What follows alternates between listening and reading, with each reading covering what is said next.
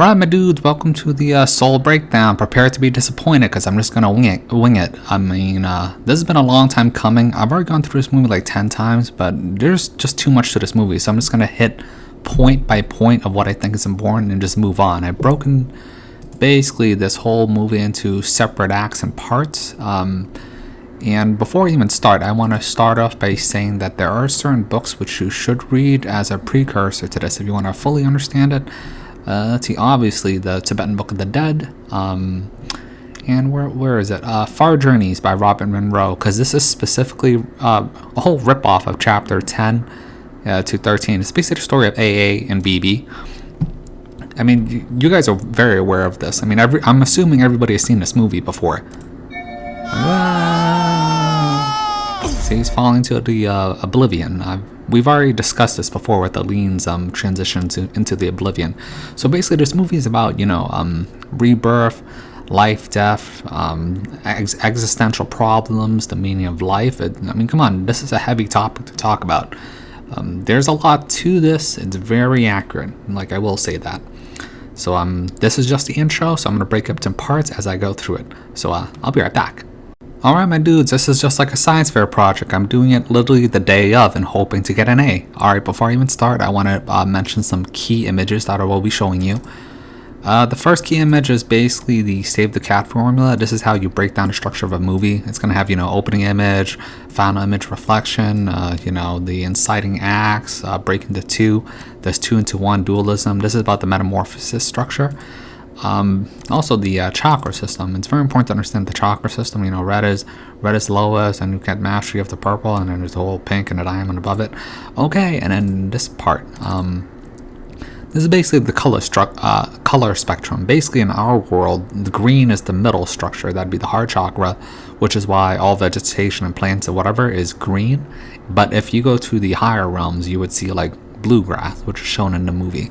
Alright, so I'm just going to go straight into the opening act section. So, alright, so I gotta be careful with copyright. Okay, so basically you're hearing like this discordant music. It's basically symbolizing that the opening of the movie, it's not in harmony as we go into the intro of the movie.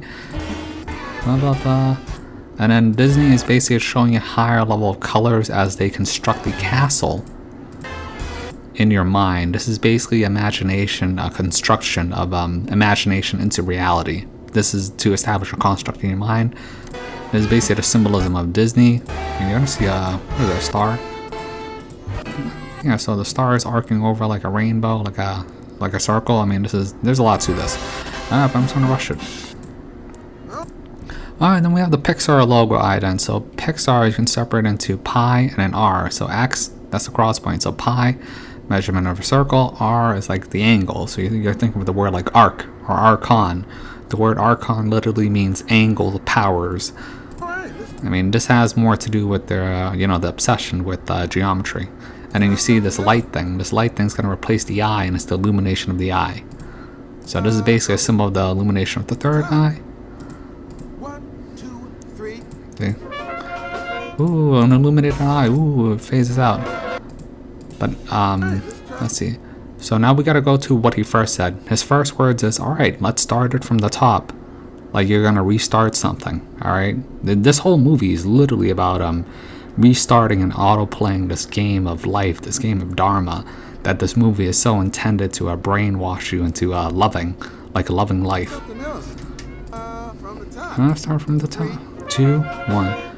Okay, so that just takes care of the opening logo, so we're gonna jump straight into the actual movie itself, so we'll be right back again. Alright, now we're finally getting into the movie. Let's go. Okay, so this is the first image you see. It's a reflection of him. It's basically where he is dissatisfied, so he has a smile on his face. I mean, this image you will see it be reflected at the end, so it's symbolizing his dissatisfaction. And then, he's basically like the conductor. Oh my god, this realm is like this orchestra of discordia. That's why this music is like this. Like, people should be aware that if you come here, they sell you a bill of goods saying it's like Disney World, but it's more like a third world ghetto. Okay, let's see. Okay, actually I missed something very important. C sharp. Oops. So now you. Now. Okay, so Connie's actually a very important character. Her name means steadfast. She's basically there to symbolize that as long as, you know, Joe is pursuant upon his, you know, what he's supposed to do, then he'll be fine. So, dude, I did miss something very important here. Oh, right there. Hold up. 3. I see you, Caleb. 1, 2, 3, 4. Oh, right there. Paper airplane, alright? This movie's about New York, alright? New York. You see a paper airplane? This is an allusion to, you know, Blind 11. You see the clock is 10:33, alright? There's a lot to here. Like, we're also gonna look for something else, one of the posters, which is the two towers from the Lord of the Rings. Alright, so blah blah blah blah blah blah. Okay, and then this scene where Connie gets lost in music, this is actually very indicative. See, like you saw his expression here where he's very happy that she's lost in the music, she's in the zone, she's you know, basically expressing her passion. This is a good thing. This is what you should be doing, enjoying your hobby, and your hobby connecting out towards your life, your passion, as it enriches you. See? But then if you look at everyone else, like these spirits, I mean, they're like jealous, so like a bucket of crabs, they're gonna bring her down.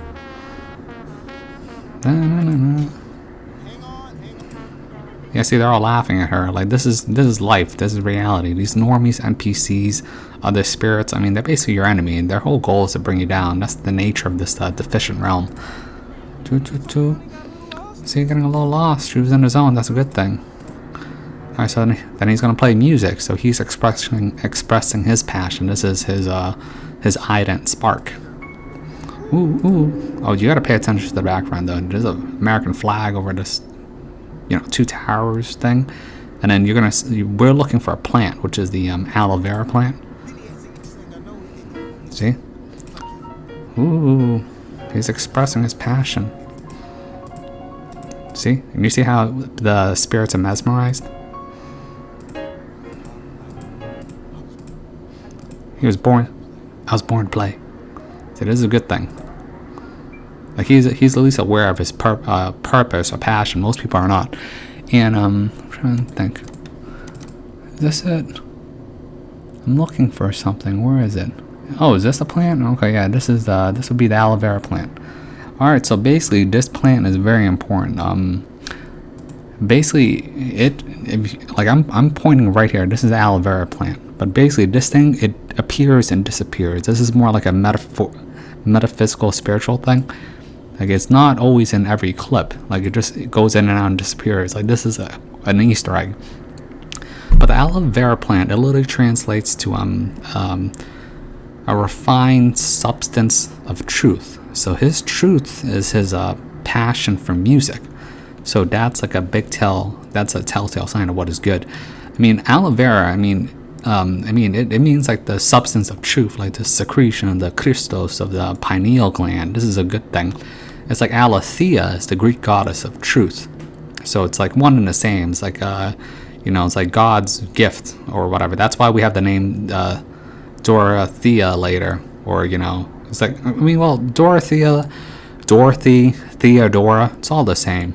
You really should pay attention to names. For example, Joe Gardner, his name literally means, well, first of all, I want to say that this whole story is a ripoff from Far Journeys, chapters 10 and beyond, with AA and BB. The character design of Joe Gardner, it's obviously the letter of A. His name is Joe Gardner, Joseph. The name Joseph means he will add to, or God will increase. And his last name is Gardner.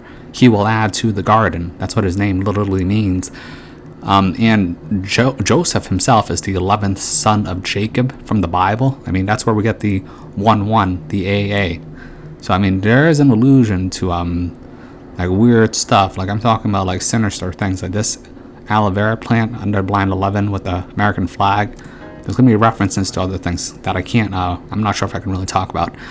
Okay, so let's see. I'm trying to think. Blah, blah, blah. Okay, so yeah, see, then I was like, Connie knows what I mean. See, she has doubts because she got made fun of, and that's why he's like, Like, maybe I failed. I mean, it's not his fault, it's the other kids around him. Like, you gotta understand, a lot of people, they're defunct. They're operating on a lower mind or frequency.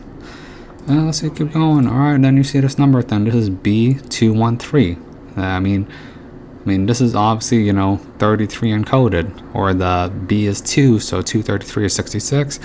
Alright, and he's basically, he pretty much is already doing what he should be. He's just dissatisfied with this idea of goals or attachments. He's already doing what he loves, which is playing music, jazz, and teaching kids. This is a good thing, but he wants, something more to feel like he's accomplished something, which is what the realm tricks you into doing. This is a very egoic idea. You should do things that you like and you're good at and you're passionate about. And if you get fame or glory from it, so be it. But it shouldn't be like the number one pursuit. Like his mundane existence, it would have been fine either way. Alright, but then he thinks that this is like a curse. So he ends up in a crossroads. Okay, and then he goes to his mother. His mother's name is Libba. Libba is Elizabeth, which means God's oath. So this is representing of the fates.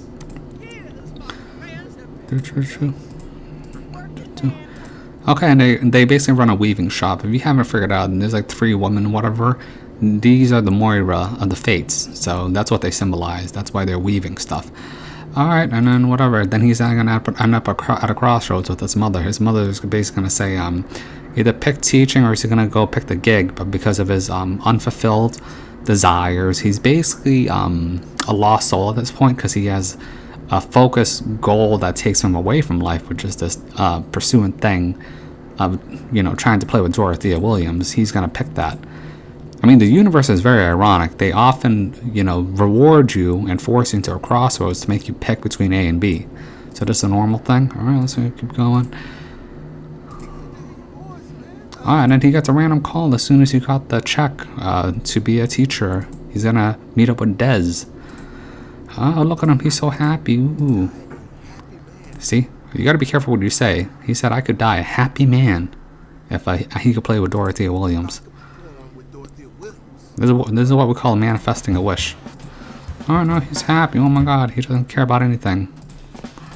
Like he's running around like an idiot, like he could die. Alright, now he's gonna end up in this place. This is the half note. This is the quartet of Dorothea Williams. This half note, it's 1 into 2. It's unfulfillment. It's foreshadowing that he needs to meet 22, who's gonna fulfill him out. But if he joins the quartet, it's like a cube. It's like a prison. And this is his false idea of what his dream is. But most people end up liking the chase more than the actual prize, and the chase is to play with Dorothea Williams. Whatever. Then he's here. This is basically just showing you the zone. This is where he gets his dream. As for the piano, this piano, it's foreshadowing his existential problems anyways. The piano has 88 keys. It's the double Ouroboros. That's why they use the piano in the first place. So, instruments have certain symbolisms, like the lyre or the harp. But this is in the case of the piano. Okay, blah, blah. Okay, now he's playing real good because he's in the zone. So, you see this? He's in a higher color aspect. Like atrium. So basically, I'll go back to this chart. Ooh, look, higher vibration. Oh my god, he's tapping into his, his throat chakra and pineal, whatever, to manifest out a higher quality of existence. This zone thing that we talk about, you're basically in flow state. This is how, monks meditate, artists draw, people play the guitar without thinking, or typing, or an athlete moves instinctively. This is the zone. This is the flow state. This is a good thing to get into, but people take it too far sometimes. So, I don't see this as a negative. This is what you should be striving for. This is higher elevation of your soul's existence here, which is the whole point of this movie. Okay, let's see, blah blah blah. Okay, so he's lost in his world. Let's see, he got the job. Oh my god. Okay, and then he's basically, this is basically the sign out here when he's running outside. He's basically super happy. Oh my god. But watch, he went over a baby. This is symbolizing rebirth, foreshadowing later. Yeah. And now he's thinking too big. He's like, oh, I'm in the Dorothea Williams class. Yeah. Okay, and then there's the coffee shop, because he used to have to play in coffee shops like a loser. So, I mean, that's why he had problems. Alright, so then he's walking by here. I mean, this is more symbolism. This is more hidden symbolism. I mean, look, bricks. Every time you see bricks or a brick wall or someone's a bricklayer, I mean that's a mason boy. Dorothea Williams, can you believe it? Yeah, so he's not, he says he's in a whole different class. He's in the Dorothea Williams class, but he's like, he doesn't care about life. So his focus, passion, he's basically a lost soul right now. He only cares about playing for Dorothea Williams. And because of that, he's disconnected with life. Yeah, he's going to get hurt. He has no disregard for life. This is him being a lost soul. Just don't tell my mom about this. Okay, let's see. Forget class. Forget class, I'm in the Dorothea Williams class. Okay, now he's getting barked at a dog. Dog is serious. Or it could be symbolized for God, either way. I mean, this is foreshadowing that he's going to land in trouble. You know, oftentimes when you finally hit the big shot, you lose. Like, that's just how the universe works. It likes to take the rug out from under you, which is why you should always be vigilant. Like, he should have been vigilant the whole time. Ooh. Uh-oh. Almost got hit. Ooh. Okay, and then, watch. Okay, he died. So he fell into the underworld. Oh, now he's fallen into oblivion. Look, man, you know, people don't like to hear this, but when you die, you do see darkness. Like, you see this is what you call the in-between. Like, everyone really faces oblivion. This is how you handle it. Ooh, where am I? Ooh, my senses don't work. Oh, because I'm just a soul. Can you see what happened? He's out in, like, the in-between, outside of the Earth realm. And, you know, normally you are supposed to land on this conveyor belt system. Like, if you sink further, then you're not on the automatic track. I mean, this is like a conveyor belt for a goddamn slaughtering house. Can't play too much. Oh my god, and then this is, ooh, he's gonna end up in the sun. Look, this whole movie is about soul. Soul as in S-O-U-L. Soul as in S-O-L, the sun god, all the sun worship, the ancient worship. Basically, all the ancients worship the sun because they realized that, like, even in the Mithraic cults, all consciousness stems from the sun. If you understood astrology, consciousness stems from the sun, subconsciousness extends from the moon. I mean, these are aspects of astrotheology. Like, the black sun would be your true self, whatever, but that could be also symbolized as through Saturn. I mean, there's a lot to this, so. Oh my god. And by the way, I warned people before, basically, this is the automatic track. Most people will go into the white light anyways, which is why people have this theory, don't go to the white light. I mean, I've talked about this before.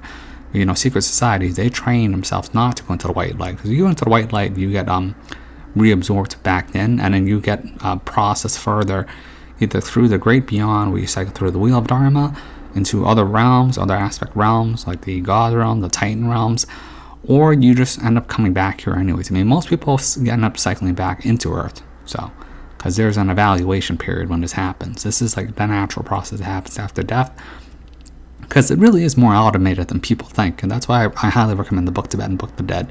You can pretty much figure out everything from there. You know, the problem is that it would invalidate most religions, which is why they hit that book for so many years, so. Well, now he's trying, oh, see, he's doing a smart thing. He's running back. Well, I mean, he should go around or face your fears, whatever. Actually, when this happens in real life, you basically manifest your neuroses out into the darkness, and then it appears as demons. And you can avoid the demons and waggle around the sun, the soul, then you can, you know, choose your destiny. I mean, there's other tricks you could do. Like, I wouldn't do that. I would just do the Dorothy method. So. But I mean, I highly recommend Book of the Dead. Okay. Hey. Let's see. Did I skip too far? Oh, I skipped too far. I'm not dying today. Okay. I'm not dying the best. Yes, I do. Okay, yeah, see, his will, he didn't want to die, so his soul, I mean, this can't happen. If someone has a strong will not to die, they can come back. I mean, this is why you shouldn't, like, you know, burn a body until like 3 days afterwards. I mean, this is normal. But when he's talking to these people, there's some important stuff. So. No, listen, I have a gig out of here. Oh, he has a gig. He has something to do. I'm overdue. Oh, but did you see that? No, Oh, but there's something. One of the girls says, this beats my dream of the walrus. The walrus is the totem animal. It represents the gentle giant calmness, which is in reference to the sun. I can't die. I'm overdue. And by the way, if you haven't figured out, the sun is really a filtering process anyways. And this is a natural part of the game system. Okay, and you saw that? Did you see that? Oh, by the way, I forgot to mention that the sun is electrical. It's like the moon is magnetic. These are aspects of these luminaries. But basically, like, these things, their ego constructs got deconstructed, and it became this Legend of Zelda, light orby things, and then it gets sucked back in. Zap zap. I mean, bug zapper. I mean, look, if you go through this, if you do this, you need to make sure that you can pass through the filter. If not, you get zapped like a bug. Like, this is basically this whole oneness, collective consciousness. We are all one. Oh my God. Like Hill Dog is just like me. She's another incarnation of me. So we should love the not milk minions. Like this idiotic logic. I mean, this is where it comes from. Like, it's not necessarily true. I mean, that's why you come in here anyways, to exalt your existence. Oh my God, now he's scared. Oh. I'm not finished. I gotta get back. Yeah, see, he still has strong will and endeavor to finish out his life. I don't want to die. Yeah, I don't want to die. I'm not dying. Run. Run. Aren't you running? Run, why aren't you running? Oh, I don't know. I mean, this is a normal thing. Like, most people aren't aware, so they think it's a dream. And that's why they get, into the white light and get zapped like a bug zapper. I shouldn't demonize the white light as much as I am, but it's personally not my choice that I would go through unless I was completely aware that I was finished with this realm. I mean, I could go into it either way. I'd rather just do the easier way, which is go through the bardos of the Buddha realms. I mean, that's much easier. Because, if you don't have enough training or you don't understand what's going on, usually this is basically a reincarnation cycle, or incarnation back onto Earth, where you don't have a choice and you don't remember anything, and then it causes this infinite loop of coming back to Earth. I mean, that's why in the Tibetan Book of the Dead they call it the soft white light. It's the white light back into Earth, because that white light is the sun. So, alright, then he's running through all these people. I mean, this whole thing is, come on, man, it's a farm. Oh my God, where are my pants? I mean, this girl, she realized that something's going on. Alright, I mean, this isn't, whatever, it's not that important. This is also a reference to Gnosticism with Zoe, but that's not that big of a deal, so. Alright, oh, this actually is important. Look, he wants to get out of here. So you see the colors here? It's like purple and pink. Whoa. Ooh, zap, zap, zap, zap. I mean, but the way they portray this, and they do portray the Great Beyond as a sort of fear thing. This is the natural process. If you don't know what you're doing, it's going to happen automatically, for the most part, unless something weird happens. But most people, if you live a shitty life, or you feel like you have to come back, or you have a need to come back, you're going to come back anyways, without a choice, and you don't pick your incarnations with no memories. It is what it is, and there's other options besides this, which isn't portrayed in this movie. Oh, you see that? Ooh, did you see that? You probably missed it. Like, I missed this the first few times. Oh my God, look, that shape, it's a triangle. Ooh, a triangle. You saw that? It's very hard to notice. But basically, if you, ooh, a triangle. See? Triangles are key. Like in my previous video, Pink Elephant Persons of Earth, I always talk about equilateral triangles, which is why I always venerate them, because they are the keys of escape or freedom or liberation or benevolency. Like, even with my breakdown with Aline, with her whole death experience, whatever, she saw a triangle, and that was the open way for the door. But yeah, finally got it. This is you blink and you miss it. Triangle's the key. Now he's falling through the oblivion. So, this happened to Aline when she had her death experience. Alright, so that covers the intro, so we will be right back. Alright, now we're going to get to the more interesting and weird things. So basically, he's falling through the abyss of the oblivion. It's because he's untrained. He still identifies with his humanity being, which is it's a denser form of existence. If he imagined himself as, you know, a Legend of Zelda or a light fairy, he could just easily rise up instead of falling through the waters of the abyss of the realm here. Like, this is classical Gnostic thinking. Like, he broke into the waters below. This is actually in the Bible, I'm pretty sure.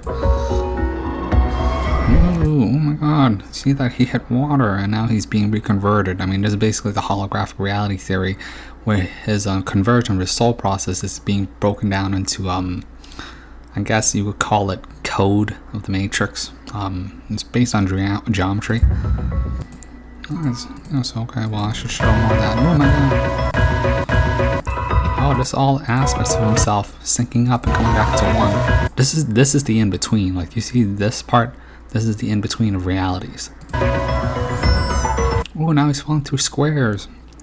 Always remember that squares and cubes, it means enslavement. So, I mean, that's why all of our rooms and buildings are shaped into squares and cubes. Like, circles benevolent. I mean, circles neutral, and then, you know, triangles is benevolent. Like the pyramid, which everybody demonizes, whatever. Now he's in the Great Before, but you see how this is all blue? Yeah, so he's basically in the higher existence area, so he's no longer in the Earth realm. This would be the realm that sits directly above Earth. This is in Robert Monroe. They call it the Great Before, where these spirits are literally waiting to get in line for Disney Realm. So, and all these spirits are pretty much free spirits, but they're baby spirits. That's why they don't have much personality. They're like portrayed as kids or babies. Oh my god. What? So you see them? Like these things, like, they're dumb. They'll bite and nip at you because they have no understanding or referencing of what existence is like on Earth. This is what we call like first timers or no timers. New souls. 37. New souls. That's enough. Hey, everyone, look here. Ooh. Quiet coyotes. Say quiet coyotes. I mean, coyotes is animal totem symbolism for tricksters, jokesters, playful things. These are still free-spirited beings. And then this is I guess we would call it farmer. This is basically not Milk Minion Overlord, all right? But you got to remember that this is what you would call classically an angel or an Aeon. And then you're going to see this is the Jerrys and then the Terrys. I mean, their names do have meaning too. I think this means exalted of God, so it's obviously an angel. And the other thing is Terry, power of the tribe. Like, he's the stick, the hammer. I mean, he would be more equivalency to an archon, a demon, an angled being. I mean, usually when you see angled beings, it's mentioned in Emerald Tablets of Thoth. You want to stay away from them. Basically, they're not nice. They're not pleasant. They're very systematic. Like Aline saw in My Birthday special, she saw an angled being, like a robot. I mean, that's what Terry is. Quiet. Quiet. Fields of the universe. Fields of the universe. All quantized. And then this thing is all quantized field things of the universe. I mean, this thing's really it's what, you know, secret society members want to aspire to be. Fields of the universe. A perfected light being. Appearing in a form your feeble human brain. Yeah, appearing in a form that feeble human brain can understand. Because this thing, it probably started off as a spirit and cycled back up until it became like a system manager. This is natural. This is part of the game. Brain can comprehend. Hell. See, these things, they know it's not hell. I mean, they know that Earth is hell, because the word hell is to be hidden. So, all right. Coyote. Call it the U Seminar now. The U Seminar. I mean, this is the Great Before. This is called the U Seminar. This is where they basically give them their egos, their souls. Like, these things are spirits. They don't have a soul yet. That would be the ego. I mean, they call it the U Seminar because they're basically transfixing a personality onto you. It's basically, when you come here, you have to go through. This is why astrology is important. Like, your sun is your consciousness. Your moon is your subconsciousness. Your Saturn is your karma. Your Jupiter is your power expansion. Your Mercury is your communication style.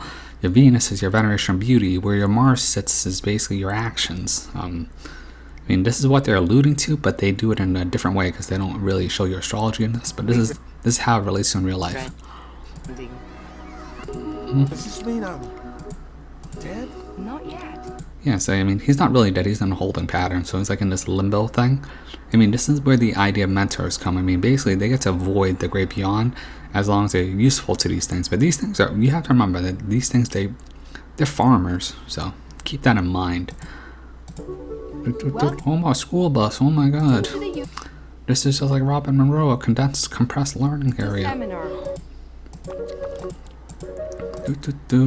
Okay. I mean, there's a lot How did here. they get to Earth then? Well, they use the Earth portal. The Earth portal, oh my god, the Stargate. See, he's an idiot. He's trying to jump back when, you know, when he thinks things jump, they're basically like, you know, women giving birth to these spirits. Like, these spirits jump into the womb, so he, like how does he think he's just gonna jump back in? I mean, this is why the system redirects him back here, because he, you know, he's trying to cheat death. I mean, his time's up. Alright, comes back here. I'm trying to skip because I can't play too much. Let's see. Just find your name. Oh, now he's a mentor. Oh my god. Let's be here. I understand. Mentoring isn't Yeah, mentoring isn't for everybody. You're more than welcome to opt out. Yeah, see, now she's using this like it's a fear thing. I mean, look, man, if you have to go through this, you have to go through this. But a mentoring is basically the not milk minions. It's their system, their history, they're great people. They are there as advertisement for the game to loop you back in. Actually, on second, Good luck. it counts off. Ooh, the count's off. This is okay. This is Terry. This is this angled rat being. I seriously doubt that. The count hasn't been off. It's going to the great beyond every day. Yeah, see, this thing is basically a very systematic demon. It's very Capricorn-like, very systematic. It's 100. Didn't you figure out the problem? Maybe I Ooh, will. maybe I will. Wonderful. But just be aware, these guys are working on the same side. Let's not get that confused. Alright, now he's in the U seminar.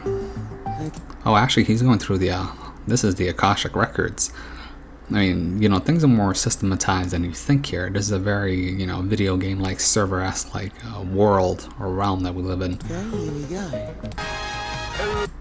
Oh my gosh, the U seminar, look at all these mentors. Oh, they're mentors. I mean, this is actually very important. Like, these mentors exist in the in-betweens, or even this ego projection, like, leftover remains in their existence in the material world to basically entice people. Like, these are your heroes. Oh my god, you're famous people that are your quote-unquote betters that are projected by the system.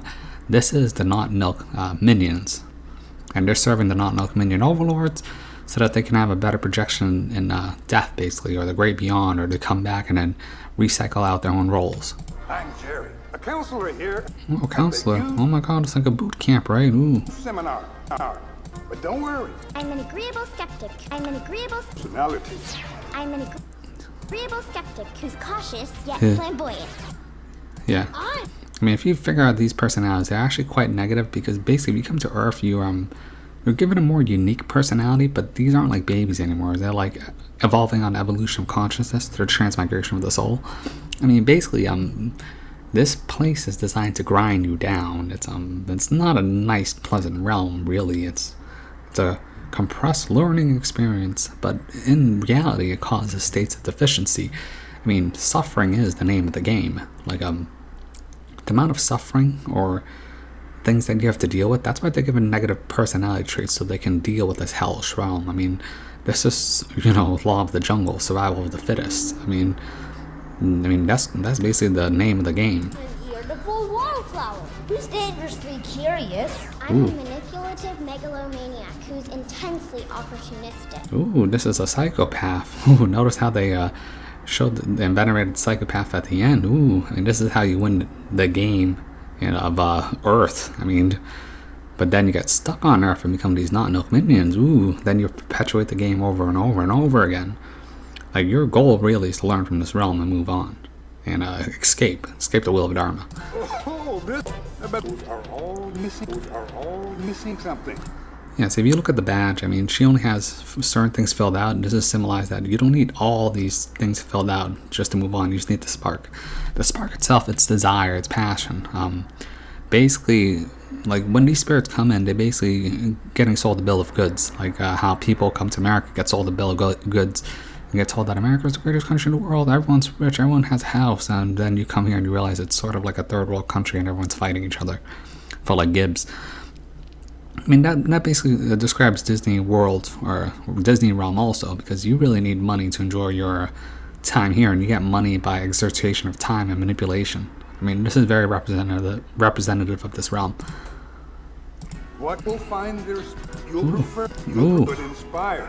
What Or inspires? perhaps you'll prefer the Hall of You. The Hall of You. Does it reference to the Hall of Everything, the Hall of Records, like in Egyptian mythology, the Hall of everything? I mean, this is really the Akashic Records, this compounded area of all existence into the metaphysical, of the ethereal spiritual realm. I mean, anything that is existed in physical form existed first. The mental realm goes back there as like a record. Featuring a This is where we get this idea of Akashic Records. selection of moments from your Or you can do a life review with the mentors, because they're such awesome people, right? Ooh. own inspiring life. Wow. Ooh. Was informative. And pay attention to his voice. This guy's running the seminar is Moss. He's from the IT crowd, or the IT crowd. I mean, he's the voice actor for the guy who was in Bandersnatch that told you that weird thing about time looping and existence. Now, Like, he has a very nerdy voice. That's why I recognize him. So he's the guy from the Bandersnatch scene. it's time for my favorite part of the program. You see, now they're assigning mentors for trouble, souls that just need a little bit of a push just to play the game of Dharma. Matching you mental on down. Oh my God, come on down. Mexico. Maria was a rare disease specialist. Ooh, a rare disease specialist. As for the symbol, this is a hexagon. It's very important, like how bees makes hexagons, or the outside, if you connect the dots of the Star of Solomon, the Star of David. I mean, that's a symbol of this realm anyways. And it's project that onto the 7 systems, so this would be like your 7 needs of the chakras. From the University of Mexico. Blah, blah, blah. Wilkinson. Blah, blah. Pain, death, Oh, this is actually important. She'll be mad. I mean, when they reference this rare disease, I mean, that's referencing to today too, by the way. They do some references to Voldemort disease in this movie. Bjorn P. Borgensen. Bjorn P. Borgensen, I mean, I can't really say what this is a reference to. Let's just say it has to do with pizza, alright? It's Jeffy Eppy's boys. Jeffy Eppy's, I have to talk in code word right now.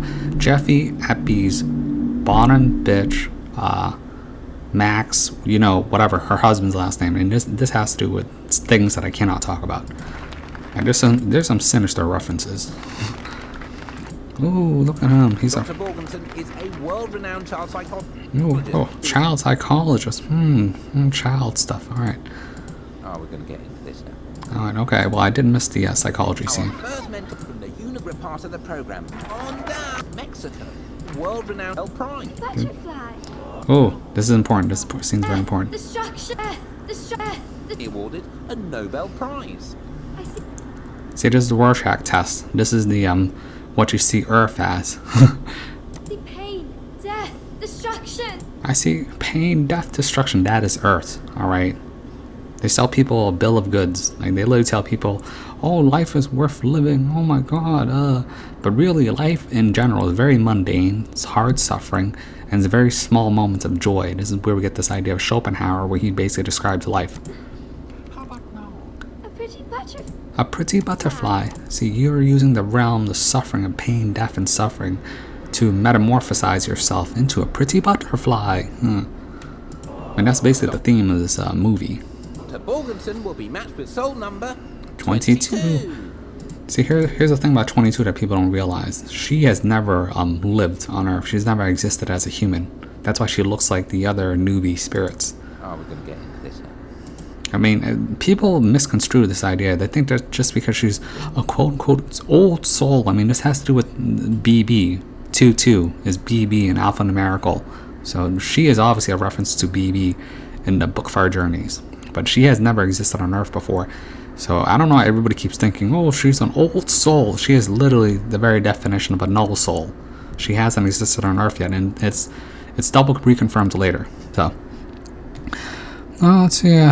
God damn it, this is gonna take forever. Hold up. Quite some time, and has had such notable mentors as Gandhi, Abraham Lincoln, and Mother Teresa. I mean, I do have to go through them.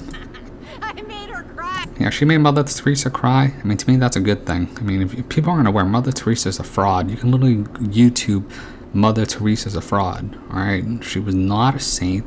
She didn't help people. She basically created money slush funds, hundreds of millions of dollars, funneling back to the Vatican Church, and she got us her own little slush fund. She didn't use that money to like cure people. She used that money, like what? It was a PR campaign, a recruitment tactic for the church. That's why she was canonized as a church, because she was expanding their power base. She didn't care about people. Like that's why this realm's hilarious. Like some of these mentors that they show you is like terrible people. That if the system venerates them as good, they're probably bad. Ignore that. It's an honor having you prepared 22. Look at her. She's malleable. She's funny. I'm gonna make you wish you never died. I'm gonna make you wish you never died. I mean, this is good. That's telling you that the mentors here are basically in limbo, or they have to cycle back later, but they're basically all dead, or then just holding pattern of limbo. Most people wish that 22. Okay. Oh, this is the life review. So this is, but he stole someone's identity. So, I mean, this is where we call about these moments of life. I mean, most of your life is mundane suffering. Mentors who failed and now hate me. Mother Teresa. Okay. Oh, hold on. I gotta take coffee.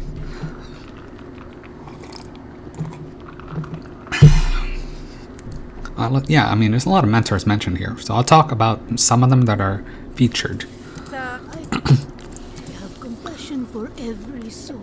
I have compassion for every soul. Look, let's get this straight. Mother Teresa did not have compassion for every soul. She was just there as a PR thing for the church, alright? She was there to expand the Catholic Church. She didn't even offer people medicine with the money that she stole and funneled back hundreds of millions of dollars. All she did was give like keychains and prayers to like people who are dying, when she could have used that money or the power of the church to, like, you know, alleviate the suffering. This is about subjugating third world countries back into like this loop of religion. So Except you, I don't like. yeah, so like this, and they're portraying Mother Teresa as this quote unquote great saint soul. This is a joke. Literally go YouTube. Mother Teresa is a fraud. You. Copernicus. Copernicus. Oh, that's a flat Earth reference. Okay. Yeah, I mean, come on. I mean, I can't really talk much about this because the flat Earth hurts. I mean, come on. There's Kepler. I mean, come on. This world is like it's both. It's both flat plane with then an enclosed dome eye. That's why, you know, the flat Earth model makes sense against the dome eye of the etheric barrier. We live in an eyeball, but we exist on a flat plane towards the center. So, Muhammad Ali. I mean, Muhammad Ali. I mean, you know, they project Muhammad Ali as this great figure for was it civil rights? I mean, he was born under an abolitionist name. He changed his name to like this Muhammad Ali, like the Black Power movement, to cause division and hatred. Like these people that they show you that they're showing you right now, these are frauds. This is classic of the Not Milk Minions. You are the greatest. Head in the butt. Marie Antoinette. I mean, Marie Antoinette, she wasn't a great person. She was there to for the whole French Revolution, let them eat cake, even though they misconstrued that idea of let them eat cake, because it wasn't like talking about cake. It was talking about like panned out cake flour that's burnt to the oven, and then they used that as propaganda to start the whole French Revolution, which is in reference to the whole, you know, the Illuminati revolution of the French. I mean, there's a lot to this, but she wasn't really a great person either. She was a symbolic, you know, representation of the overthrow of the monarchy in France for games beyond people's imagination. That's why there's so much allegory and relationships between the French and Americans and their revolutions together. So Nobody can help you. Nobody. Thanks, but no thanks. Here, I have my roots. Come to one of these youth seminars. It's not great, but I know what to expect. yeah, see, I mean, she just wants to chill out. Like, she doesn't want to go to Earth. I mean, I don't even know why she's even here. She should just move on. Reverse psychology. Reverse psychology. Good shrink, doctor. Carl Jung already tried that. I mean, this is actually funny, because Carl Jung was that great man. That's why they separated him away from the other people. But Carl Jung's psychology of the unconsciousness, they made literally a reference to this. Stop talking! My unconscious mind hates you! I mean, that was great. Is there So, any way to show a different life in this place? alright, now he's having his own life review. I mean, his life review, you know, this is him realizing his life is meaningless. Wait, you're really not? You weren't True. working? Goodness, is Okay, I mean, there was a symbol with he had cologne. It was the Drakkar Noir. Really not? Bjorn Borgensen? I mean, Drakkar Noir is a black dragon. Alright, so you see, this is one of his highlights, watching TV. You serious? This is how you know, pathetic most people are. Like, they just sit and watch TV and veg out. Alright, so most of his life was a failure. That's why he realizes that he's trying to go back. Go. I don't like jazz. Black improvisation. And his father gave him his moment to go find his bliss. And then he realizes that he was turned down through his whole life, which causes neuroses of trying to prove himself, even though his love was jazz and he became a jazz teacher. Oh, let's keep going. This is going to go on way too long. And now he realizes he's dying, so he wants to cheat death and finish up his life. I mean, people got to be careful. You know, if your time is up, your time is up. You don't want to get Final Destination. Okay, let's keep going. Alright, so I don't think there's anything more relevant here. Oh, wait, the Earth Pass. But we gotta get this thing to change first, and I've Yeah. never been made it to change. Yeah, she wants to activate her Earth Pass and give it to him. I mean, just so you know, I actually didn't like Joe Gardner's character. He's very selfish, you know, one-minded, and he's a very simple person. I mean, this is a dangerous type of person. There's 4 types of people in this world. There's stupid and hardworking, stupid and lazy, smart and hardworking, and smart and lazy. Like, he's someone who's stupid and hardworking, so he's gonna pursue his goals no matter what, but can't figure out why he's not satisfied with it. Like, I'm smart and lazy, so I try to make systems to systematize my work so I go through the flow easier. And then that's why I always try to go above things. Well, let's go, but they're trying to get the Earth Pass, so. Unless it becomes an Earth Pass. I mean, this is basically a ticket into Disney Realm. See that? Oh, yeah, sure. Here.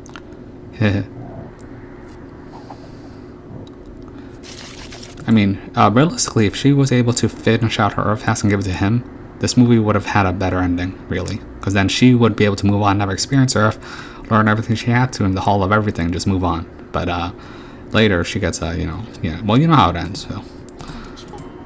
Don't. This is all. Okay. Right back. Don't get ahead of yourself, pal. Do. Ahead of yourself. I don't. This place is a hypothetical. Yeah, this place is hypothetical. It's a hypothetical construct and ethereal illusion of the mind. Everything really is the mind. Like, you could also imagine this as a simulation program. I could sound like this if I wanted to. Or sound like this instead. Yeah. I can even sound like you. Life is so unfair. I don't want to die. Somebody call the ambulance. I mean, that's funny. I mean, this is literally him in his truest form. I mean, like, a lot of people, you know, this is what I talk about when people, you know, the fear of death and overcoming it. Like, this guy, he just can't accept death, and he's stuck on and clinging to his life. I mean, this is a problem. So. I just use this voice because it annoys people. Yeah, I mean, that's why people said, oh, this movie was racist. Oh, it's depicting white women as bad. I mean, look, man, she's basically depicting herself as a Karen. And I've met plenty of Karens. Karens are the most dangerous people in the world. It's very effective. Life on Earth is for. Ooh, oh, wait. How come we all know this? It's all here. That's what life on Earth. It's all here. Oh, right here. Right here. See, these spirits are stupid. See, they're free spirits. They love roaming around because they can't be hurt. But you can be hurt once you go to Earth Realm. Ooh, they got crushed. Don't worry, they're fine. I mean, you know, that's why it's sad, because these baby spirits, they don't know what they're getting themselves into. They just think this is a game, but this is a game where the stakes are high, because you get grinded down. Like, let's not get confused by these other, quote-unquote YouTube channels where they say, oh, everything's an experience, oh my god, oh, how can we ever lose our higher spirit, oh my god, like these people have no idea what they're talking about, alright? There's karma, there's consequences, and I mean, this movie doesn't address the karma of the transmigration of the soul. Like, when I listen to Matt from Quantum of Conscience, his advisors tell him about how stuff works afterwards, they have no goddamn idea what they're talking about. It's insane. Like, you listen to them, you're gonna lose, because then you might as well just go full nihilistic or satanic or do whatever you want. And, like, I think about the consequences that will reflect back onto me in death. But these people, they think everything's an experience. Oh, all is love. Oh my god, we are all one. Like this has always been a problem where people want to relegate responsibility outside of their own spiritual journey here. So, and I mean, when you guys listen to me, I mean, I do take responsibility because I am El Capitan of the ship, of the Pink Lucy. So, I do try to take this seriously as much as I can. You can't crush Crush your soul here. That's what life on Earth That's what life on Earth is for. Okay, but this is what shocked me. Like this is a symbol that really freaks me out. Look at this. They're gonna walk into the hall of everything, the hall of mirrors, right? In between the two pillars of severity and mercy, the left and the right. This is the sun and the moon. This is the two towers. All right, the Lord of the Rings, the two towers, the you know what from New York, right? And then I almost missed this. Jesus Christ, I almost missed this. Right here, the 8-spoked wheel. This is the wheel of Dharma itself. I couldn't believe it when I saw this. Like I saw this on my 6th time. Oh my god, the 8-spoked wheel. It's telling you that if you enter this realm, you get played. You have to play the game of Dharma. And this game is like it's a nefarious, insidious game. Like it's easy to miss this. And this is when I saw this symbol, I never see this symbol. Like this is literally the wheel of Dharma. So I mean that's projected over the third eye. So I mean, that's what freaked me out. Seeing the two towers and the wheel of Dharma in the same image. I've never seen that before. Okay. All right, and then this is just the hall of everything where they reference like Pixar movies, but this is really the manifestation of the material into the ethereal world, where everything that exists, that could exist or did exist, is here as basically a sampling ground to lure, souls, whatever, to play the game of Dharma. Neither can you. Okay. Well, actually, I gotta pay attention. There's some weird stuff here. Let's see. Oh, right here. Dude, I almost missed this. Look at this, alright? You see this? This is a goddamn camera, right? Look at the layer of the rainbow. It's right at the bottom. It's depicting the chakra systems. And then there's like, this is telling you to go. I mean, this is the elevation of consciousness. And if you look at the spirit, look at the spirit. The spirit took the picture of itself, and it sits only in the red, the orange, and the yellow. Like I couldn't believe what this scene was showing you. This person got a spark earth pass because he loves photography. The photography is trying to show him the elevation of chakras here, but he's gonna literally sit in the lower chakras and be an enormous NPC. Ooh, look at that! Oh my God! See, this picture is a reflection of himself. It's over for that spirit.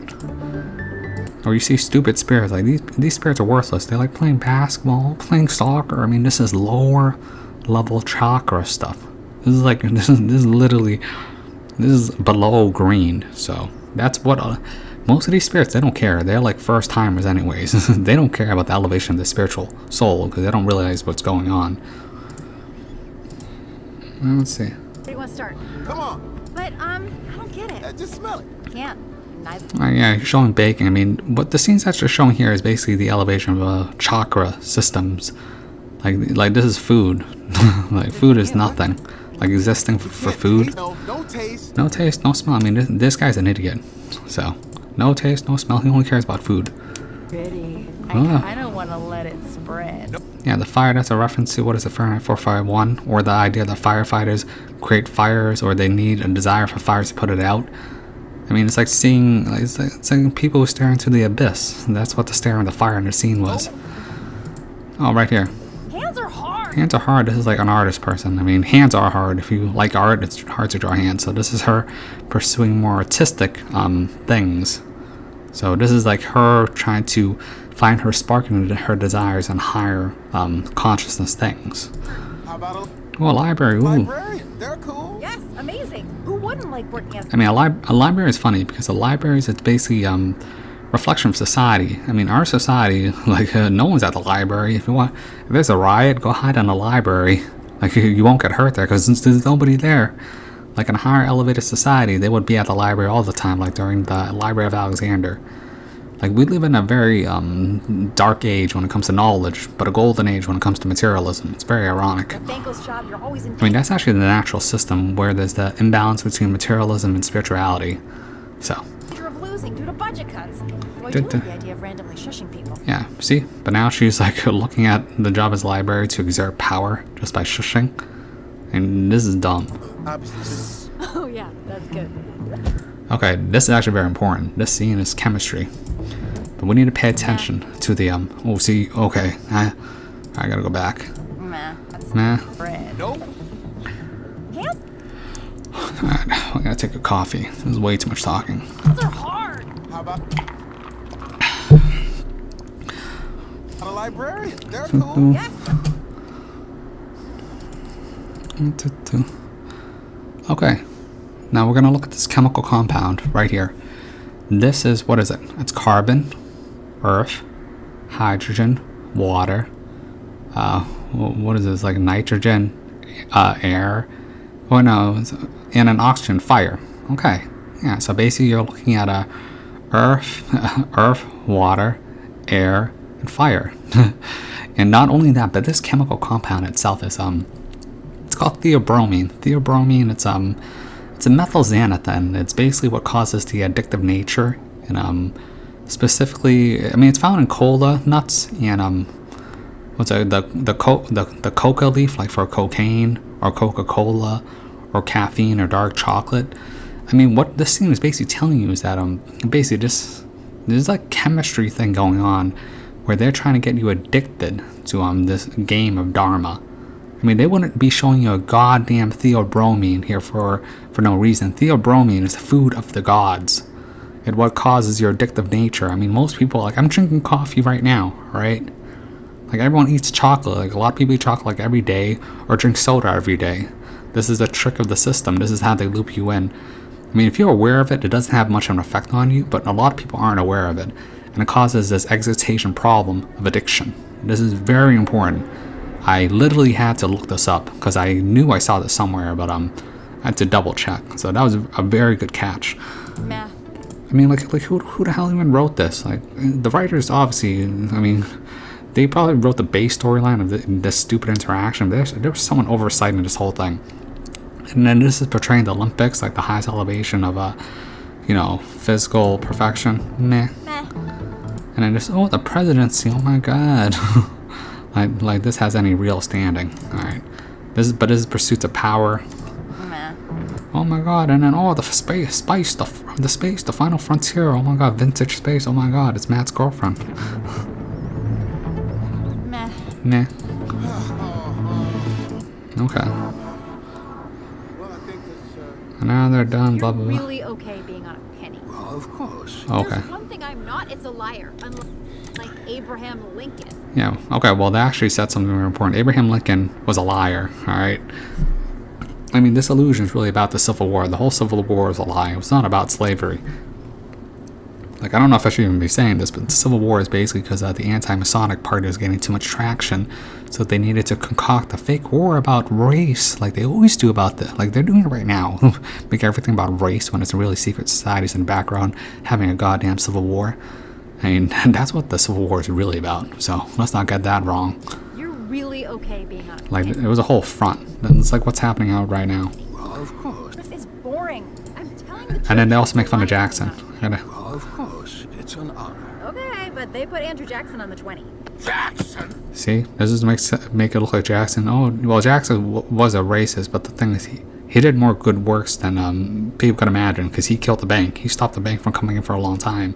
So that's why they put him on a 20 in the fiat currency to make fun of him, is to immortalize him on the one thing that he hated. His last words were, "I killed the bank." But these days we demonize Jackson. But that's because Jackson had to deal with problems that existed which were relevant to that time. So I can't really make comment on that. Because in general, if you were like, a white American colonist at the time, it was good for you anyways, but it wasn't if you were a Native American, basically. What can I say, Joe? Earth is boring. well, what else Earth is boring. Earth is boring. Alright, I'm bored. I'm bored doing this right now. can we do then? Because we're I watched this movie like 10 times. I'm bored by everything. running out of time. Yeah, time's not really a thing here. Yeah, see, time's not really a thing here. This is a whole construct. But these things establish time. These not Milk Minions. Overlords. But no need to feel bad. Got to try breakdancer. Yeah, breakdancer. Fucking. See, I'm saying there's anything that's important. Okay, and then this is her wall of mentors, because she's been through all the mentors. So, they basically, look, these minions spent their whole existence time trying to get BB-22 to incarnate as a human, alright? These guys are farmers, they want souls, alright? Which is why we know, just by Joe Gardener's name, he will add to the garden, alright? He's doing the work for the minions for them, which is why he gets rewarded later. Oh. Hey, Okay, let's go. And then they go through the box thingy. Ooh, and then you're in an automatically higher elevated plane. This is closer to the meditative realms. Like basically when you meditate, or like I said this before, you play guitar or whatever, you draw, and you enter this flow state, you're basically in the ionosphere, which is where your soul resonates at. So this is a higher aspect thing. I mean, that's why they came out the skies, because they're trying to block the ionosphere so you can't enter flow state. So everyone basically sits in the lower chakras. This is like physical alchemical magic that they do in the real world to try to stop you in the ethereal astral world. Like everyone talks to me about like how they can't astral travel. I mean, I can do it easy. Look, basically, I'm just gonna tell you, alright? I mean, this isn't really relevant to this movie breakdown, but all you gotta do is, shit, should I do it right now? Let's see. Alright, we're gonna take a small break. Alright, this is all you do. 4, 3, 2, dream music. Alright, like I downloaded this as MP3 format, right? And I bought an MP3 player because I'm gonna start astral traveling again. And then you're sitting in the proper sound harmonic resonance of the 432, which is where you get all this idea of 432,000 hertz or years or whatever. Basically, it's even in today's modern world, everything's in 440 because it's meant to excite you, to keep you off balance so you never enter the 432 meditative state. So, I mean, that's what coffee does, candy does, any excitation, porn, anything. It sets you off. So, I'm going to start astral traveling again. All I'm going to do is have an MP3 player and listen to 432 dream music as I sleep. And then you can astral travel and lucid dreams like cheating. I mean, I don't really need it to do it, but it's been a while since I've done it. I mean, I could do it at will, but it's just easier this way. But if you've never astral traveled or had lucid dreams before, then all I recommend you do is buy a cheap MP3 player for like $30 like I did. Put 432 dream music. Just go to sleep and listen while you're dreaming. You're gonna have crazy dreams, easy. Alright, okay, let's get back to this. I got sidetracked. Alright, so now we're into like I mean, this is what you should aspire to be, but they demonize this. So, like, this is higher aspirations of the flow state where you get perfection of the master. This is like pinnacle. This is like pinnacle apotheosis, the flow state. But like, you see how they're higher up in purple? That's good. They're like in crown chakra. It's the space between the physical and spiritual. Yeah, it's a space between the physical and spiritual. This is the ionosphere. This is the meditative state. Monks go to this realm. Wait a minute. Oops. Check this out. I have been messing. Like, where's this guy? I gotta get. All right, but basically, this is where they meet Moonwind, who's the hippie. Hey, it's usually. Ding, ding, ding. You see Moonwind? I mean, he has a purple ship with pink sails. And this is correct coloring. Whoever did this knows what they're doing.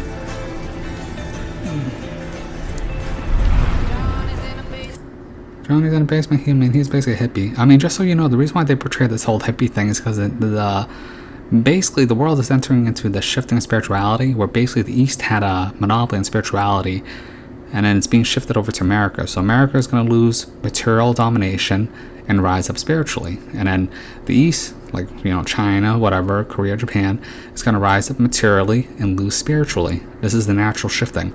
So if you want to be on the winning side of spirituality, you should be in America, which is why, I'm in America, and all my listeners are, well, so I'm trying to think what my audience is, 95% white, 95% male. I think I have 3 women listening to me and 2 Easterners. Like, this is like a sausage fest of Americans. It is what it is. I have some, I do have one person from Germany, and a few other people from Australia and Europe, but mostly it's Westerners, so.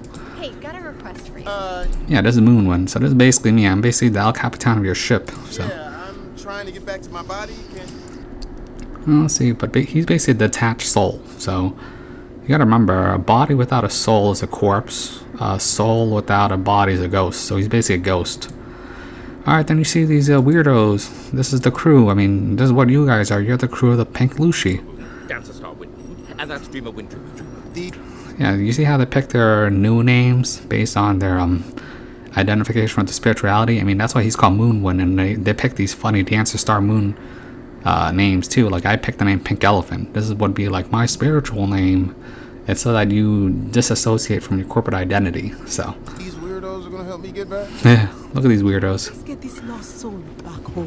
Yeah, no, this is the lost soul. This is what happens when someone falls from the higher elevation and then they get detached from life, where their passion doesn't make sense with their life and it becomes an obsession. So, I mean, you need to find a balance, or you should have your passion sync up with your life.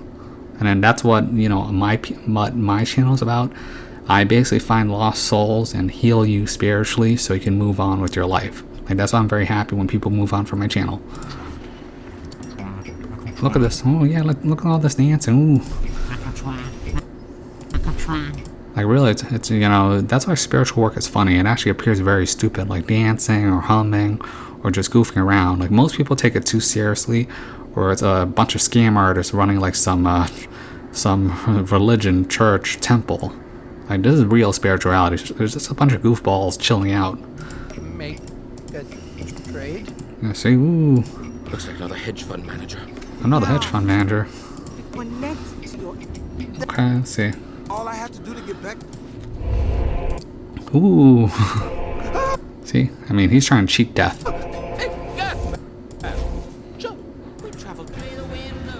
Okay, let's see. I'm trying to think. Here, where are your bodies? Okay, so these people are astral traveling. This is their spirits in the higher realm. So their body's still, they're either meditating or they're sleeping. But I'm telling you right now, you can meditate just by drawing. You can meditate just by playing the guitar. You can meditate just by doing anything that you're passionate and you're good at.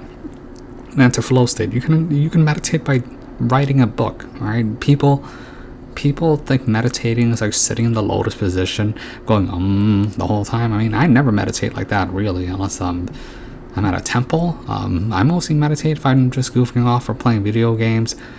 Or my passion is the arts. So On Earth, of course. My body is in a trance. In Palhap, see, my body is in trance. He's meditating. I'm playing the Saraswati Veena in Tibet.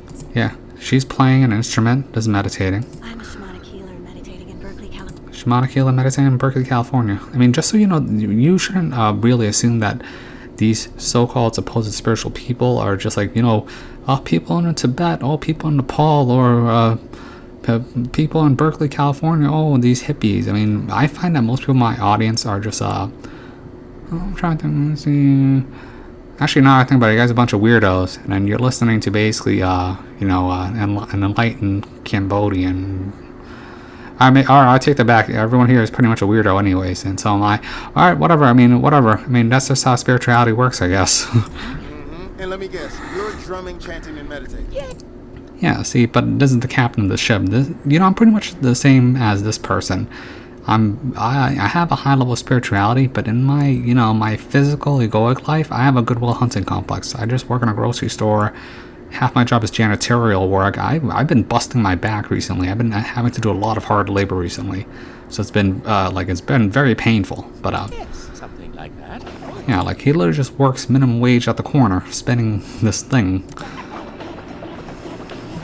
I mean, that's why this world is ironic. A person on the street who seems crazy, or someone who just seems unseemingly like they wouldn't be spiritual, is much more spiritual than a person who's like in a church, or a Buddhist monk in a temple, or a priest or a cardinal, whatever. This guy's spirituality outshines them by 1 billion times. I'm in New York City on the corner of 14th. Let's see, I'm trying to think if there's anything else.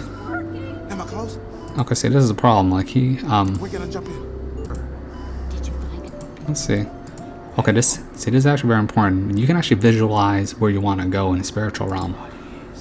See, you see the scene. This is actually the same scene as the Dorothy scene in Wizard of Oz, where he had the stick and she had the wand going around his head. It's to visualize, to activate your third eye to go back. Heart monitor.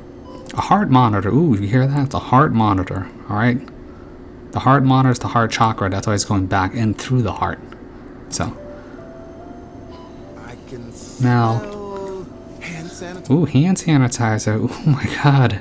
They were referencing this the whole time because this is in production a long time ago. Alright, whatever. I mean, that's just to the Voldemort disease. Yes. Ooh. mints.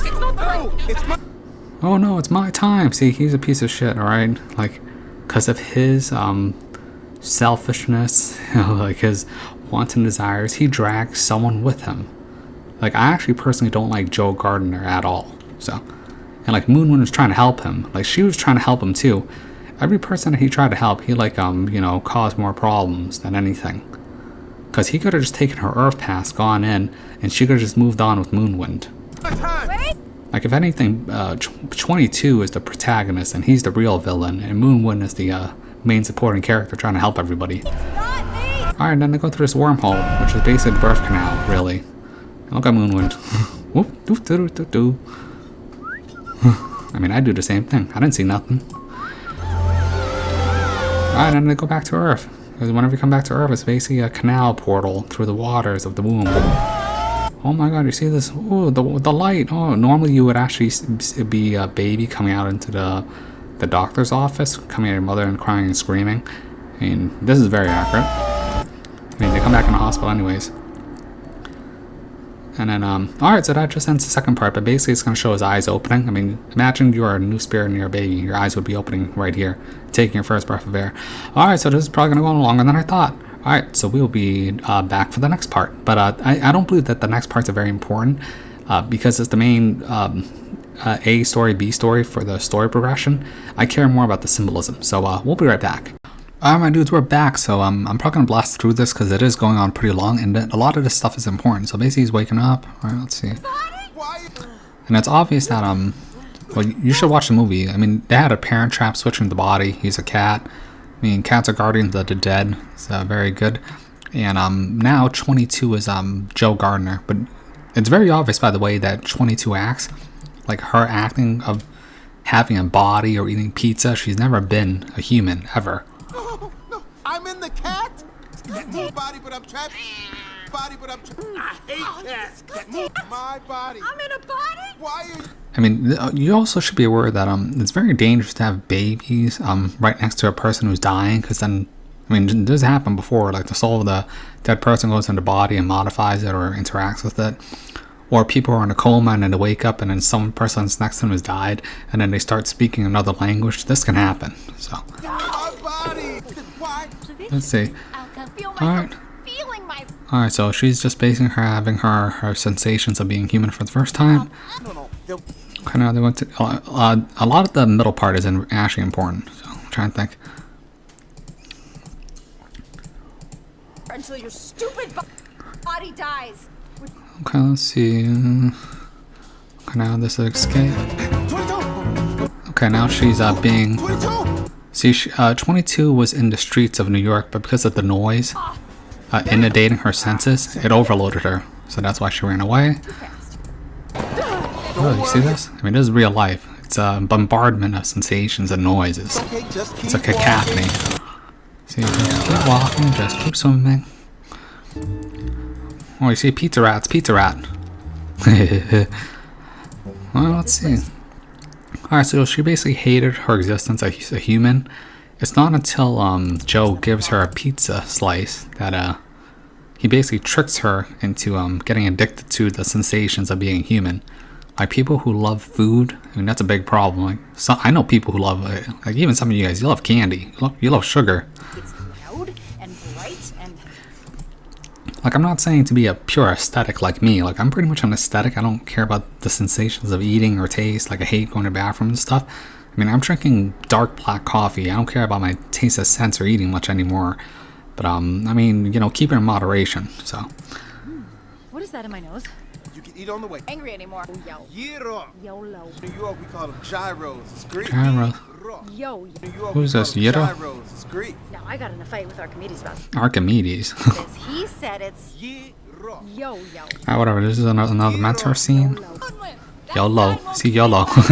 She said YOLO, you only live once. I mean, that's true for the egoic form. That's why you have this incarnation when you go back to the sun and you reset back anyways into the realm. So that's like a kind of a truth drop anyways, YOLO.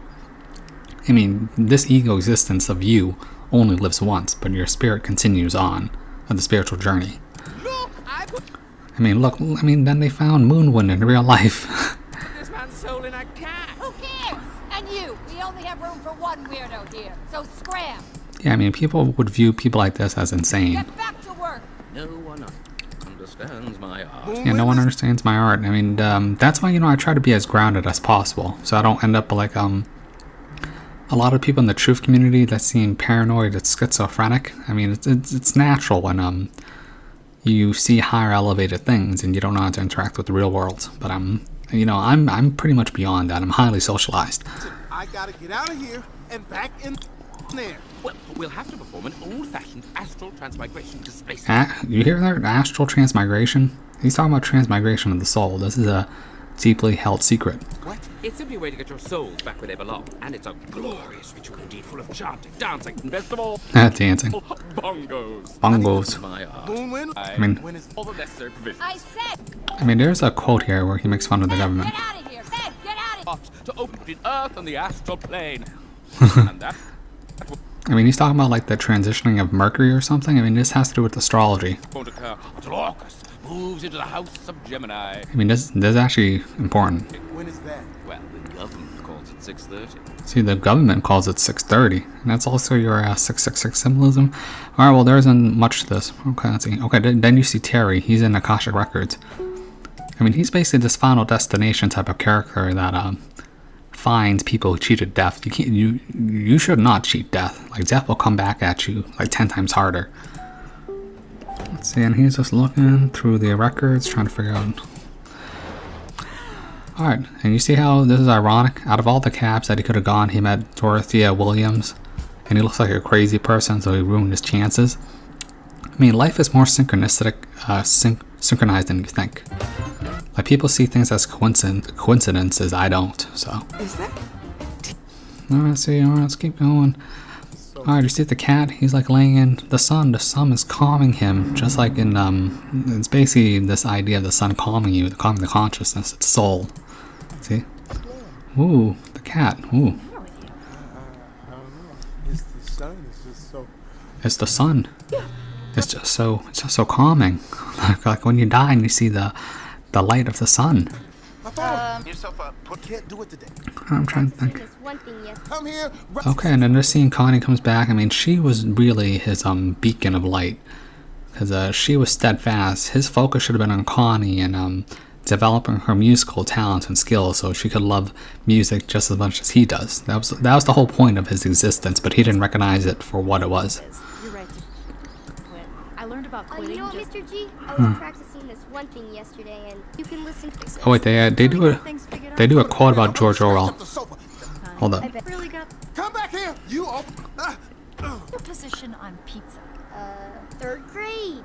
You know, you Wait, said hold on. I've been saying that since. no bucket. Yeah. The ruling class's core curriculum stifles Ooh, dissent. It's the oldest trick in the book.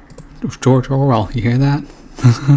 The ruling class stifles dissent. I mean, that's the whole, what's happening right now in the world. What are you talking about? She doesn't care about any of I've that. been saying that since the third grade. See, a child can see it, so why can't adults? You know, you seem really stuck.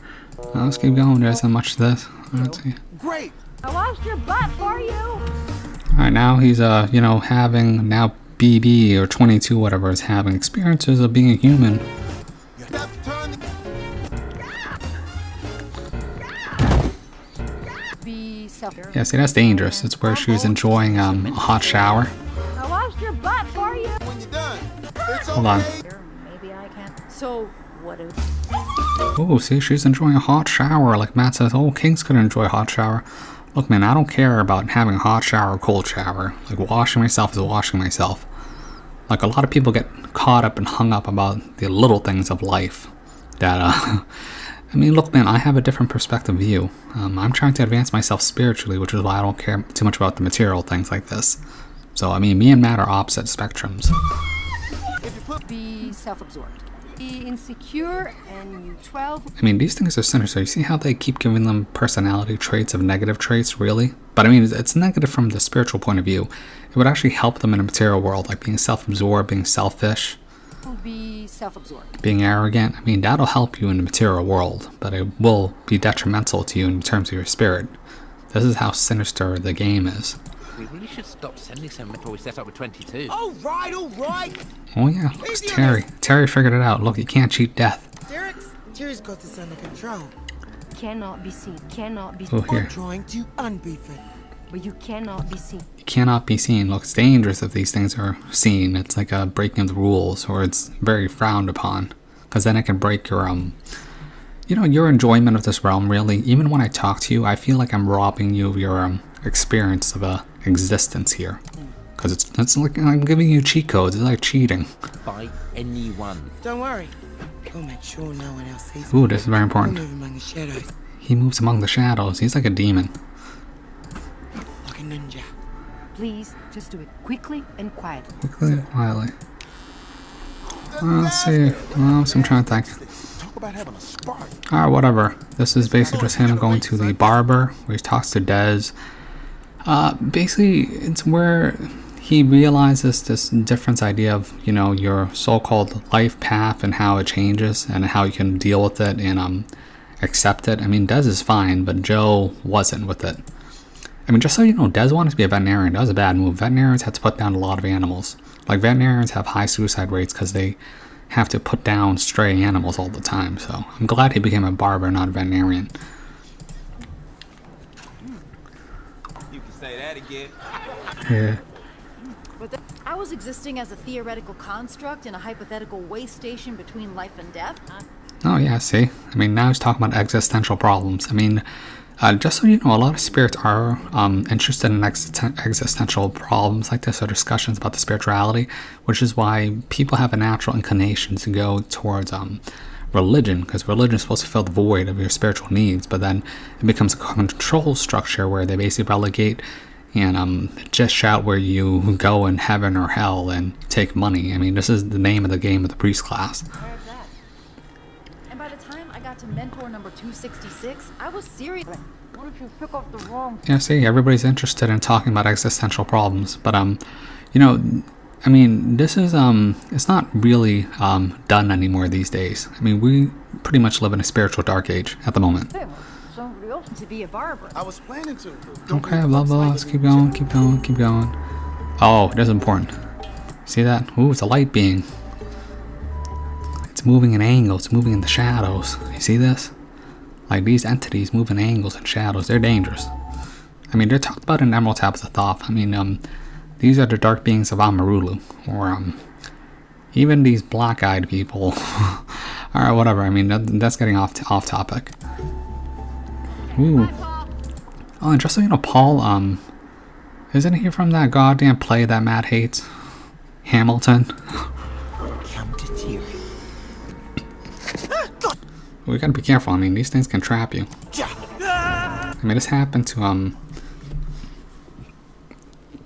this whole thing happened to Elevate Aspirations. Thought you could cheat the universe. Well, Yeah, you gotta be careful. You can't cheat the universe. Like, the universe always corrects itself in the end. you thought wrong. I'm the accountant, and Yeah, I'm the counter. Like, these demonic things, they're very, systematic. I'm here to bring you in. Oh, Uh-oh, it broke the rules. You got the wrong person. I mean, this does happen. It's very rare, but if this happens, you know. Alright, Seriously, now he's afraid. Ooh. stay away from those processed foods. See, but now he's telling him how he's gonna die, so he can avoid it. Like, these things, if they catch you and do something by accident, then they have to give you a gift. This is like a weirder rule thing. Oh, it's key. I don't think there's anything really that important going on. you know what? You're really getting good. Blah, blah, blah. Uh-oh. No. Can't find a fix for it. Basically, it's just them enjoying life, blah, blah, blah.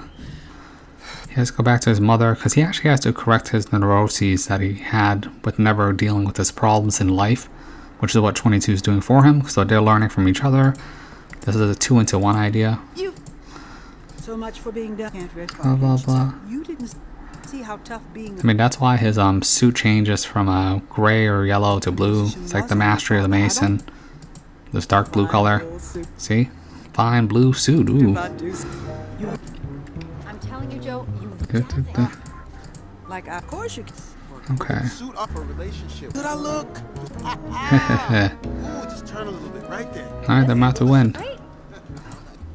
Actually, this scene is important. I'm looking for the, I might have to pause this just because I'm looking for something very specific, but I will see. Okay, so now 22 is just looking at the little things in life, because 22 is basically fascinated by this realm. She's mesmerized. She's basically hooked on the drug of life. Okay, try and look. Uh-oh.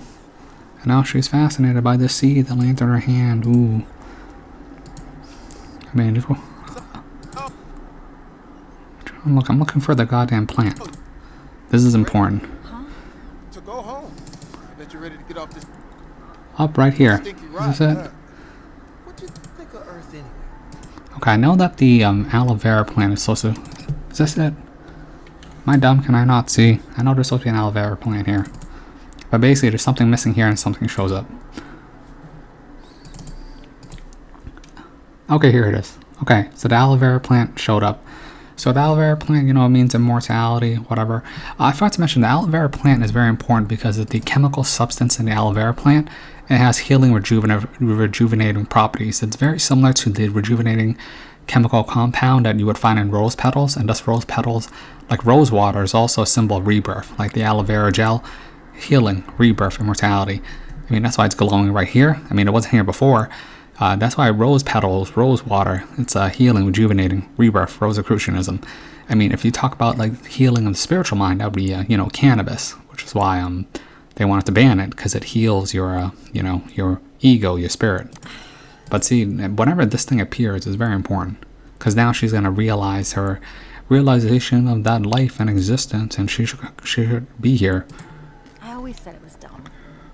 Yeah, she always said it's dumb because she never experienced it, but like I'm hoping that she only has to do one round.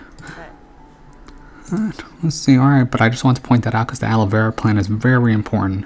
Whenever you see the aloe vera plant, that's very good. Like, you know, these people don't make mistakes, right? Alright, and then, ooh, it's Moonwind. I'll have you back in your bodies in no time. No, I've got to find it here on.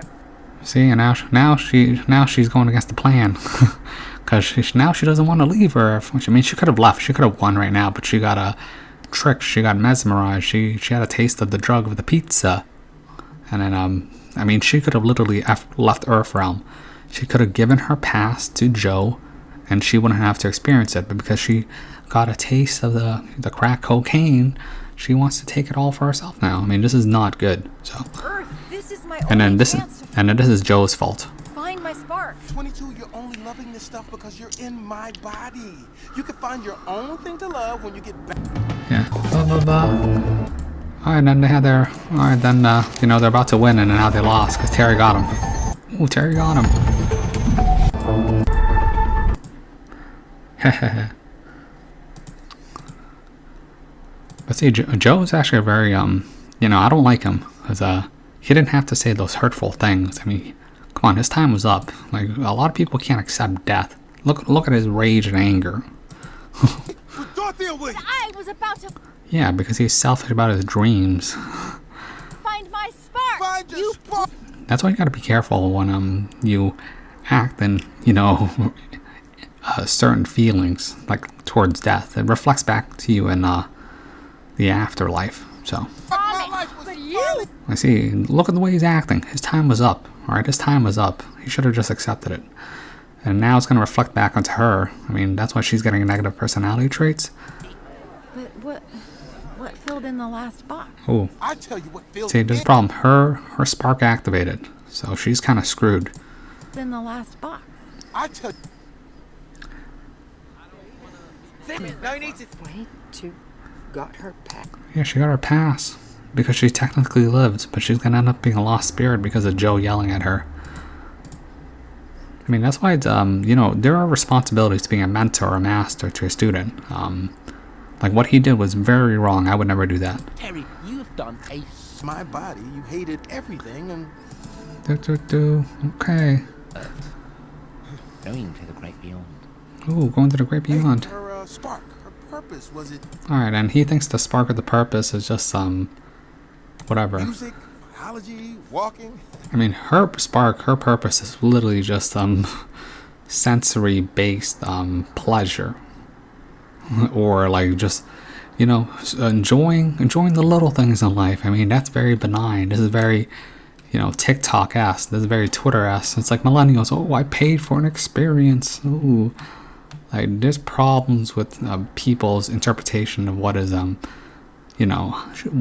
which is, I mean, this is an existential problem. And in ancient times, they realized that you should have pinnacle apotheosis upon your spirituality, which is why I call the idea of the Greek masters, where they made statues of masterpieces and never put their name to it, because they didn't want to attach their ego to it, but they wanted to elevate their consciousness, their spirit to it, which is their idea of representation of the apotheosis of a master work.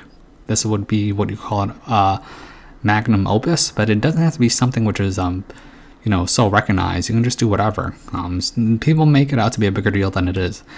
But in this movie, they're trying to tell you, oh, just do nothing. Just sit around, eat pizza, and then you win at life. Ooh, like that's dumb. We don't assign purposes. Where did you get that? Yeah, see, they don't assign purposes. What they do is they lure you in, and then you're supposed to pick your own drug of choice in the hall of everything. Because I have. Oh, no good. See, now she's gonna end up in basically the abyss, or be a lost soul, because of her master yelling at her. Alright, so that just ends that part, so we'll be right back. Alright, my dudes, we're in the final stretch, let's go. Alright, so then he wakes up, alright, whatever. So this is so that he can fulfill out his life goal of finally playing with, Dorothea Williams, blah, blah, blah.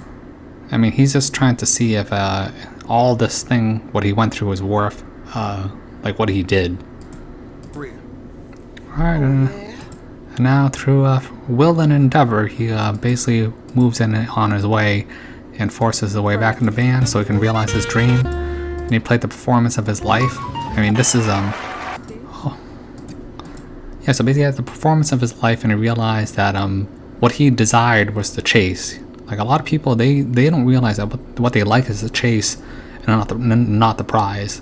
It's like how some guys or girls like chasing the opposite sex more than when they really have to settle down with them, because life is more about pursuance. Like he was a hamster on the wheel, but then the wheel stops, so he didn't know what to do. So like life is more about moments and mundane existence. So all right, yeah, now he's really questioning his existence, because he didn't feel anything when he finally accomplished his goal. Because it wasn't about the goal, he needed to fulfill out his neuroses of being a loser his entire life and never being acknowledged. But his true passion and his true purpose was always there, which is him, loving jazz, playing music, teaching kids to find their passion for the music. He says he needed to do this for his own selfish, egoic needs. That's what you're in right now. That's what you're in right. That's what you're in. And she's gonna talk about this ocean thing. What's wrong, Teach? Entire life is About a fish. He swims up to this older fish and says, "I'm trying to find this thing they call the ocean." The ocean, says the older fish. That's what you're in right now. Yes, I mean this is a very important lesson. This a young fish not realizing that you're basically in the ocean. It's like how we always talk about, where we call it a fish tank aquarium of the world of existence, like us not realizing the ocean. And our human existence and our realm really is a fish tank. We're trying to get to the ocean, but they think that they're already in the ocean. I mean, but even Dorothea Williams is a representation of someone who's basically a lost soul that is basically obsessed with acknowledgement through her obsession. That's why she acts like this with music. I mean, he's looking at someone that he could end up being like, but she's basically like the hedge fund manager. Whatever. This, says the young fish. This is water. What I want is the ocean. Yeah, see, this is about desire. Like, really, this is about this is really about the Ouroboros. Like, you need the heel of the spirit to crush the ego of the snake, so the snake is stopped from going, ham wild. And if it keeps going ham wild, keeps going in a circle upon its wheel of dharma, it can never escape the loop, and then thus it becomes this lost soul. So, like, what I'm trying to tell you right now is you need to have your spirit firmly placing your heel upon the head of the snake, which is your ego. Because if not, then you're going to be playing this game on an automatic loop, the never-ending story. So, I mean, alright, but I'm trying to think if there's anything else. Okay. Whatever. Now his life is empty. because he basically quote unquote finished his goal. I mean, really, when you reach the top of the mountain, like or any mastery of anything, I mean, it gets pretty lonely and boring at the top. So, like, even for me, I find that I don't find anything really interesting anymore, just because you know, it's like Marcus Aurelius. It's very lonely at the top of the mountain. Okay, and now he's trying to reignite his spark of passion because he's trying to enter the astral realms. He's basically reflecting upon his life and what all this meaning or struggle was worth or for with his interactions with 22. And then, oh, this is actually important. I forgot I skipped this scene. Basically, he looked at this. Basically, 22 looked at this person playing music on the train station. He was just happy. He loved what he did. And he was just getting tips. He didn't need egoic recognition. He was just doing what he loved. So this person won. And then Joe should have realized that he should have pursued upon this person's passion. This is the correct way to live life. Or else you get stuck in this need of stroking the ego, which is what this whole movie was really about. This is Joe's need to stroke his own ego and all the struggles that happen because of it. So then he's trying to turn it around at the end because he misses 22 because he's trying to right his wrongs. And then now he's having existential memories of his entire life. It's like a flashback. There's a life review. I mean, this happens when you reflect on your entire life, because he's basically a middle-aged man. He's like 50, so he's basically having a midlife crisis, or a mid-spirits crisis. This is natural. Like most people, when they hit this point, they either go whackers or they just become pure NPC. Like it happens. If you don't have someone guiding you, then it can happen to you. Actually, I'm trying to think of my demographic, the people watch my channel. Actually, it's weird. Most of the people watch my channel around my age, so 25 to 32 or 35. That'd be like 70%. Then I have a few people younger than me, and I only have a couple of boomers, and then a couple of Gen Xers. But so actually, it wouldn't really be pertinent because most of my audience is my age. All right. Well, now it's going back to the universe. So he's basically just reflecting on what happened. But then he realizes he was wrong the whole time. Then he's looking at the seed, and the seed is, or the belief is the memory of 22. Because she was like a free spirit upon the wind. And she just wanted to experience life. And because of his selfish actions, he caused her a lot of trouble and pain. Which is the name of the game in this realm, actually. It's pain and suffering and people abusing you. Alright, so now he's playing music. He wants to get back to the astral realm because he's looking for Moonwind to go save 22. Joe? What are you doing in the zone? In the zone. Yeah, go Moonwind. Alright. I messed up. I need to find 22. I'm afraid she's become a...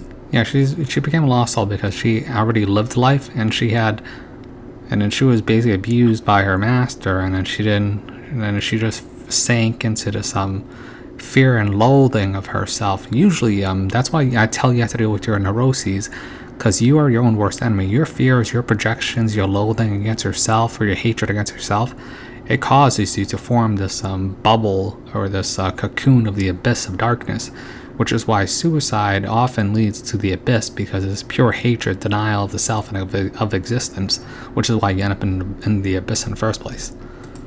I mean, that's if you do it out of hatred or fear or loathing or sadness. That is true. I mean, there's cases where you don't have to do that, but for the most part it is true. Are obsessed by something that disconnects them from life. And now that 22 has technically lived... Yeah, see? She technically lived. Just from that one quote, you would know that, from Moonwind's quote, that was her first existence. People say, oh, she's 22, she's one of the oldest souls, oh my god. She is one of the oldest souls, but she never lived once, so... Like, I don't know why people get confused and think that she, like, lived multiple lifetimes, and she only lived once so far. And that was only through Joe's body. Alright, then Moonwind's trying to help them. Oh no. See, look at Moonwind. He's helping people that he just met. I mean, that's the hallmarks of a true spiritual master. She's got us! And just so you know that this ship construct is a construct in the ethereal realm. Just because it goes down doesn't mean it can't be recreated. Moonwind! Captain always goes down with the ship. Yeah, Captain always goes down with the ship. So if my channel gets nuked, I'll go down with the ship. See? Salute. I salute to you guys. Alright, let's see. Then we're gonna keep going. Come back! Okay, so basically he needs to fix her. Awarding you, Terry, this trophy. Okay, well, Terry, I mean, these people who are like demonic, they care about accolades and satisfaction of the ego, even in higher forms. So. That's what you requested. Okay, Terry. Alright then, they're just going and attacking and doing stuff. I'm just trying to wrap this up. Easy. Down. Hey, listen, you are ready to live, 22. Okay, now he's just clearing out her neuroses. And you see, this is what you would call the abyss, really. This is a self-inflicted prison cage where your guilt and your manifestations of fear or loathing, occupy your mind. Those just regular old live that badge because you were in my body. That's why you. Let's see. Never. I just need to. And he's just there to fix out her neuroses. I mean, this is actually the duty of a master. Like, a master really is supposed to fix the neuroses of their pupil or student so they can move on. I mean, but a master can do it automatically because there's an automatic trust between the master and the student, whatever. Like, that's why I always help out my own audience and my subscribers if they need it. So. Saw that last box. I give up. Alright. Yeah, now he's using his memories to bring her out of the abyss. Yes, you did. Listen, your purpose. That last box fills in when you're ready to come live. Yeah, I mean, that's true. But just remember, the way they portray life, I mean, they portray it in a very nice way. Just remember that she could have ended up in, like, Africa in a war conflict with child soldiers, alright? This movie is purely humanistic, trying to portray the existence of life on Earth and humanity as a very lovey-dovey Disney realm, like, marketing campaign. Look, man, I know a lot of people on my channel who've had terrible things happen to them, and my life in general is just, abject slavery and suffering. If you look outside your window, there's conflict going outside. This is the real world. So why do they keep trying to brainwash kids into wanting to enjoy life and live life, alright? This is sinister, alright? You should be trying to leave the game of Dharma. You should be trying to leave Earth Realm forever and never come back. Like, that's what I plan to do. Alright, and now he's healed her spirit, so she has her Earth Pass renewed, so she's gonna actually live her own life for once. I mean, she did need to move on, but she didn't have to experience life to move on. But I mean, this is a whatever ending. But you gotta remember that, Earthrealm is very sinister. She was already addicted to the desires and whims of her sensory-based perception, especially like taste, like pizza. Or like some people get addicted to music, sound. Some people love like the arts, the eyes. I mean, this is a perception-based problem of your existence as a human, which is why one of the final steps for you to escape the game of Dharma and never come back is to basically cast off your humanity and move on. So, I mean, but that's more of an advanced topic. Alright, and see, he's doing his goal of his duties as a master. He can go with her up to a certain point and then wish her goodbye, like saying goodbye at an airport and just walking you up to the gate. Like, I can do that to anybody that's my audience, really, if I like them or if I know you personally. I mean, there's actually a lot of things that can be done between the relationship of a pupil and a master. I mean, this is showed in this movie.